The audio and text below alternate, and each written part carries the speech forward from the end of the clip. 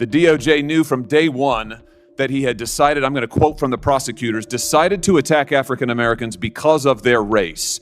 You said that actually Roof is not a compelling candidate for clemency, but you recommended it anyway. Why? Because he suffered from anxiety. Sir. Do you regret it? I'm not going to comment on the recommendations. Do you regret it? That I made. Here they are. They're his victims. Take a good look. You recommended clemency for this person who went in and killed these people just because they're Jews. And yet you're here to tell us that you're somehow a victim?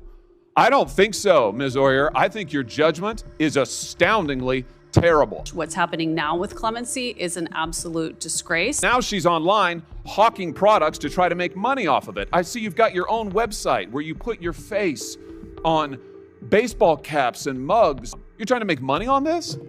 Sir, this is unbelievable. Hawley's criticism goes beyond politics. It raises a serious question about whether Biden's clemency process put criminals ahead of victims. Biden ultimately commuted 37 federal death sentences in December 2024, while leaving Dylan Roof, Robert Bowers, and Jakar Tsarnaev on death row. But the former pardon attorney reportedly recommended clemency for all 40. That recommendation is difficult to defend when the cases involved racially motivated mass murder, anti-Semitic terrorism, and multiple killings. Hawley's strongest point is that clemency must not become a backdoor way to override juries, judges, prosecutors, and victims' families. Clemency exists to correct excessive sentences and consider rehabilitation and fairness. But when the crimes are this extreme, the burden of justification is enormous. Like and subscribe for more bold commentary, and tell me, did Biden's clemency policy go too far? Thank you, Mr. Chairman. Just on that note, Ms. Binsky, and for everybody who's here, all of the victims, thank you for being here. Thank you for standing up and telling your stories. Ms. Boss, thank you for being here and for telling us about your daughter. I'm sorry for what all of you have been through. So I want to say thank you and honor your voices and honor what you're doing. Ms. Oyer, if I could just turn to you. You were President Biden's pardon attorney, is that correct? I was the Justice Department's pardon attorney. You made clemency recommendations to the White House whether or not to pardon inmates, is that correct? My job was to make clemency recommendations. And in that capacity, you recommended that the President of the United States, Joe Biden, grant clemency to all 40 federal death row inmates, all of them, clear them out, correct? Sir, as I told Chairman Grassley, I'm not free to discuss the recommendations. Well, that's what your memo says. I mean, we have your memo. Your memo of November 4th, 2024 says, and I quote, disparity and undue severity of sentence, which are present in many, if not all of these cases, have been recognized as grounds for clemency. And you went on to recommend in that memo and a series of other memos that are now recorded and public record that the President of the United States grant clemency to murderers, rapists, and the most horrible offenders, all of them, clear death row completely out. I'm amazed you've been called here today. I'm absolutely amazed by it. But let's just talk about the people who you recommended. You talk about honoring victims. The people who you recommended get clemency and live at the expense and sufferance of taxpayers for the rest of their lives. Let's start with Dylan Roof. Dylan was a neo-Nazi who murdered 9 African-American worshipers at a Bible study in Charleston, South Carolina, 2015. Do you remember this case? I do remember it very well. I would hope you did. Here's his victims. You want to look at them? There they are. 9 of them at a Bible study in a church, killed in cold blood. The DOJ knew from day one that he had decided, I'm going to quote from the prosecutors, decided to attack African Americans because of their race. He further decided to attack African American worshipers in a black church in order to make his attack more notorious. More notorious. And yet you recommended that he be granted clemency, live at the expense of taxpayers for the rest of his life, substitute your judgment for that of the American judicial system. Do you stand by that recommendation today? Sir, I'm not going to comment on the recommendations that I made, but I can tell you that Mr. Roof is going to die in prison as...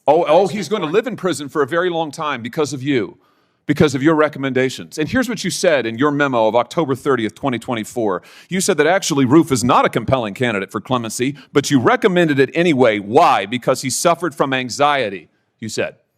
Right? He suffered from anxiety. Did it ever occur to you that maybe the family of his victims might suffer a little bit of anxiety because he marched into their church and murdered them in cold blood because he was an incredible racist and he wanted to get on TV?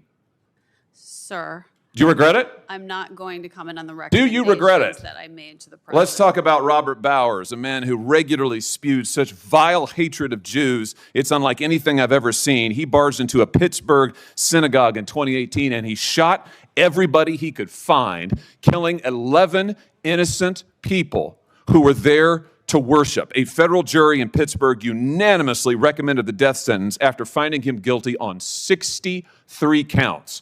Here they are. They're his victims. Take a good look.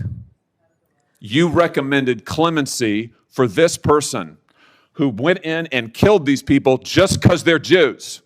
The other guy killed people just because they're black. This guy killed people just because they're Jews. A jury recommended that he be sentenced to death, and you substituted your judgment for theirs, and now he's going to live. Are you proud of that?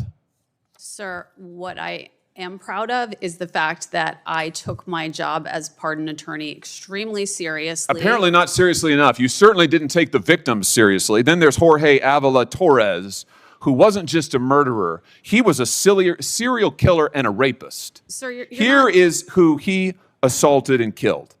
He sexually assaulted and killed 8-year-old Laura Hobbs and 9-year-old Crystal Tobias in a Chicago suburb in 2005. And then 4 years after that, he committed another murder. He slaughtered a fellow service member, Navy Petty Officer Amanda Snell, in 2009 while she was in her barracks. That's what he did. And you recommended clemency for this individual, and now he'll live his life at the expense of taxpayers because you substituted your judgment for that of the American judicial system, jury, judges, the whole lot, and yet you're here to tell us that you're somehow a victim? I don't think so, Ms. Oyer. I think your judgment is astoundingly terrible. I'm amazed that this side of the aisle has called you, and I just ask my friends on this side of the aisle, do you agree with this? Is this what you want? Do you want these people to be pardoned and live at the expense of taxpayers for their whole lives? Do you want to excuse the murders of African-American churchgoers? Do you want to excuse the murders of Jews in their synagogues? Do you want to excuse the murders of these children? Because that's what she did, and now she's online hawking products to try to make money off of it. I see you've got your own website where you put your face on baseball caps and mugs, Oyer.com. You're trying to make money on this? Sir, This is unbelievable, Ms. Oyer, and yet you say you're a victim? These are the victims, and you helped victimize them. And what you're doing is wrong. I hope every member on this side of the aisle will repudiate what you have done and what you stand for. Thank you, Mr. Chairman. Sir, I assume that your questions directed at me were rhetorical and that you're giving They're not a speech. rhetorical at all. I asked you to respond, and you said you wouldn't. So what I did is I read to you what you have said. I quoted verbatim, and I'm happy to keep doing it. In fact, I'd ask now, Mr. Chairman, that this report, Restoring and Strengthening the Federal Death Penalty Report, be entered into the record. It contains information regarding Ms. Oyer, her recommendations, and the track record of all of it. The written records are here. I asked to be entered into the record. It'll be Ms. Hoyer